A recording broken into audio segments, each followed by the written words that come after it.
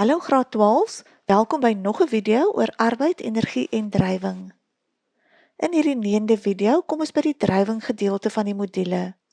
Ons begin met 'n definisie vir drywing en lei hieruit 'n formule af om drywing te bereken. Ons brei dit uit tot 'n formule van drywing in terme van krag en snelheid en pas hierdie formules toe in berekeninge van die drywing van 'n motor of masjien. Wat word met drywing bedoel? Die drywing van 'n masjien kan gebruik word om die werksverrigting daarvan aan te dui en dit met die van soortgelyke masjiene te vergelyk. Ons verkies gewoonlik 'n masjien met 'n beter werksverrigting of 'n groter drywing. Drywing is die tempo waarteen arbeid verrig of energie oorgedra word. Die term tempo beteken per tydseenheid of gedeel deur tyd. Drywing is dus arbeid verrig of energie oorgedra gedeel deur tyd. Die simbool vir drywing is 'n hoofletter P en die SI eenheid vir drywing is die watt, aangedui ook met 'n hoofletter W. 1 watt is gelyk aan 1 joule per sekonde. Uit die formule kan ons sien, dit is dan die eenheid vir arbeid joule wat gedeel word deur die eenheid vir tyd sekondes. Om drywing beter te verstaan, kan ons die volgende klein oefening doen. Loop eers teen 'n konstante pas teen 'n stel trappe op en meet die tyd wat dit neem tot bo. Herhaal die oefening, maar hardloop nou teen die trappe op en neem weer die tyd. Hoewel jy baie moeër is wanneer jy hardloop, word dieselfde hoeveelheid arbeid deur die toegepaste krag verrig, naamlik dit is gelyk aan die verandering in jou potensiële energie. Dit is dan gelyk aan mgh met h die hoogte van die trappe. Wanneer jy hardloop, word arbeid in 'n korter tyd verrig en jou drywing is groter. Ons kan ook uit die formule sien dat vir 'n korter tydstuur is die drywingswaarde groter. Ons wil nou kyk gou na 'n uitgewerkte voorbeeld op bladsy 1.60 in die 3-in-1 studiegids. Hier het ons 'n groot skeepvraghouer wat deur 'n hoogte van 20 meter opgelig word deur 'n hyskraan binne 2,5 minute. Die twee kragte wat op hierdie houer inwerk terwyl dit opgehys word, is gravitasiekrag direk afwaarts en 'n gelyke toegepaste krag van die hyskraan opwaarts. En die drywing van die hyskraan is dan gelyk aan die arbeid verrig om die houer op te hys, gedeel deur die tydstuur. En dit is ook gelyk aan die verandering in potensiële energie van die houer. Ons skakel die tyd van 2,5 minute om, vermenigvuldig met 60 en dit gee 'n tyd in sekondes. En dan stel ons ook net al die waardes in en bereken die drywing. Dit is gelyk aan 3920 watt. Ons wil nou drywing uitdruk in terme van krag en snelheid. En ons beskou steeds 'n voorwerp wat teen 'n konstante snelheid beweeg en waarop die netto krag gelyk is aan 0. Die drywing van die toegepaste krag kan nou bereken word deur die arbeid verrig deur die toegepaste krag gedeel deur tyd en per definisie is arbeid gelyk aan F delta x cos theta. En in hierdie vergelyking het ons delta x gedeel deur delta t wat vervang kan word met v, die konstante snelheid. En dit vereenvoudig tot F cos theta, indien theta gelyk is aan 0 grade, vereenvoudig dit net tot F maal V. Andersins moet ons die spesifieke hoek ook in berekening bring. Indien die krag nie konstant is nie, dan bereken ons die gemiddelde drywing met die gemiddelde krag vermenigvuldig met snelheid.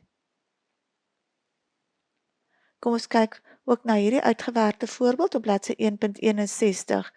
Hier het ons 'n motor wat teen 'n konstante snelheid teen 'n skynste uitbeweeg terwyl 'n wrywingskrag van 620 Newton daarop inwerk.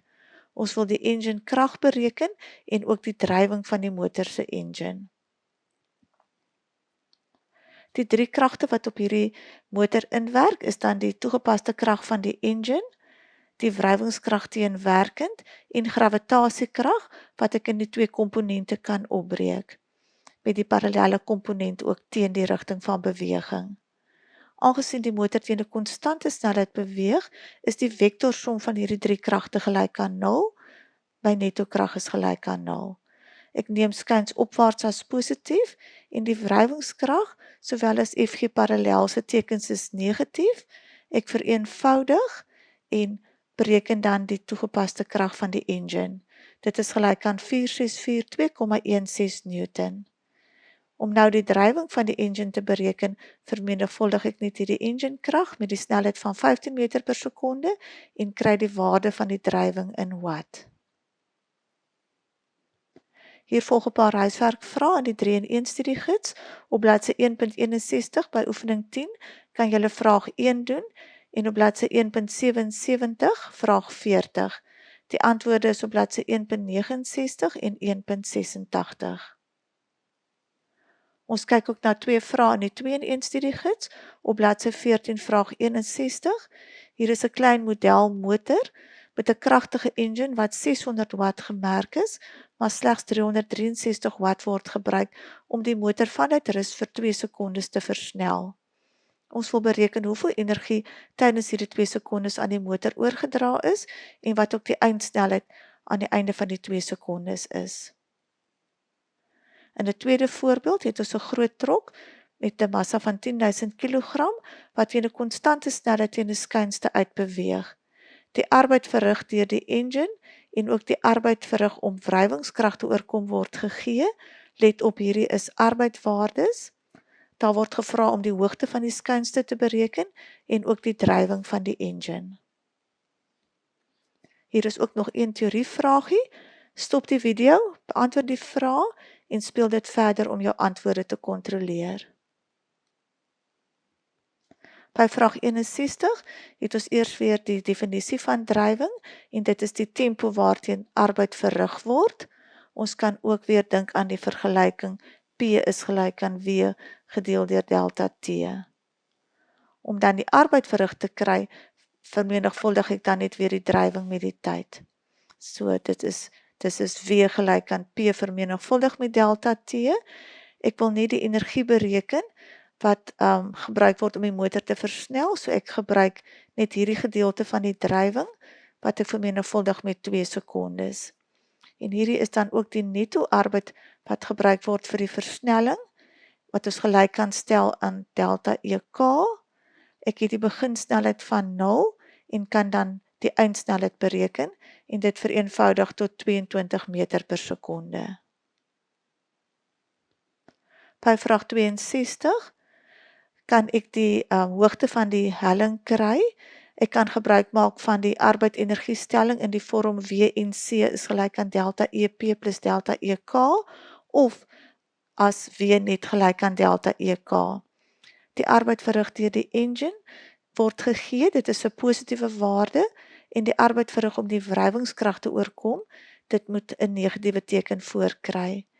Daar was geen verandering in kinetiese energie nie, die trok het teen 'n konstante snelheid beweeg en ek stel net al die waardes in vir die verandering in potensiële energie. Die eindhoogte is die onbekende waarde en ek bereken dit vereenvoudig tot 6,28 meter. Andersins kan ek gebruik maak van W net gelyk aan delta EK. W net is dan die algebraiese som van die arbeid verrig deur elk van die kragte en die verandering in kinetiese energie was gelyk aan 0, soos reeds gesê. Die 2 arbeidwaardes wat gegee is, stel ek in met die korrekte tekens en ek bereken net die arbeid verrig deur die gravitasiekrag. Die hoogte is die onbekende waarde en dit vereenvoudig tot dieselfde antwoord.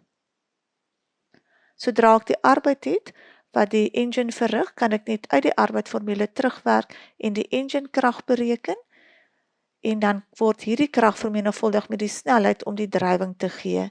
Ek moet net eers die snelheid van 20 km/h omskakel na 'n waarde in meter per sekonde.